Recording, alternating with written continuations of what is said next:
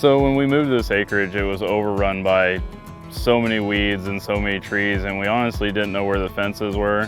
So goats were a cheap investment on something that could take care of the weeds and are easy to collect if they get lost. So we decided that going with goats was the cheap option to take care of weeds. And when we bought our first set of goats, we didn't realize that they were registered, so we accidentally got into the registered side of goats, and ever since then we've just kind of grown upon that.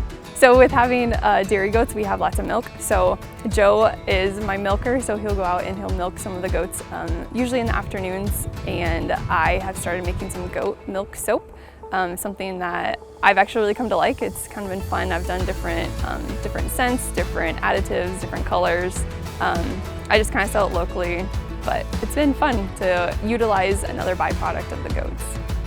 They're cost effective in the fact that they don't eat as much as a cow does, and you can put them on a lot less area than you need for a cow-calf pair. So I didn't know much about Farm Bureau until I went to Wyfenor in Columbus, where I got introduced to Nick Hack, and he invited me to a county board meeting. And so from there, I just kept going to county board meetings, eventually got onto the board, and through that I kept just wanting to be more involved. So after a couple of years of being on the board, I joined into Leadership Academy. My first year of Leadership Academy, we made it halfway, and then the COVID hit, so we ended up getting to go 2 rounds of Leadership Academy. So the group of 10 that we had, we're all really tight, and we still talk every now and then and get to kind of follow each other's story.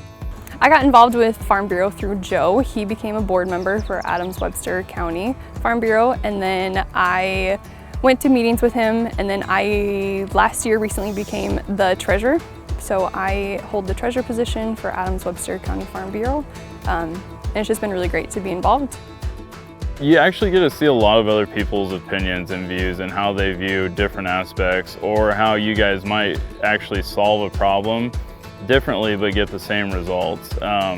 And you also get great ideas to bring back to your county farm bureau, your work, or even your own personal operation, and be like, hey, let's try this at our operation because these people work. So not only is it a competition where you get to compete, but it's also an area where you get to come up with other ideas and kind of brainstorm with other people in a conversational setting.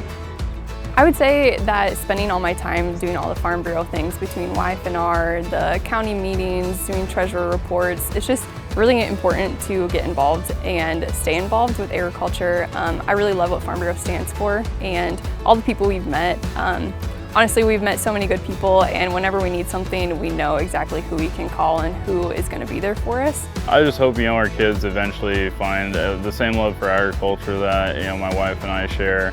Hopefully they can eventually show and enjoy agriculture and just continue to help grow and help build the future of agriculture for everyone.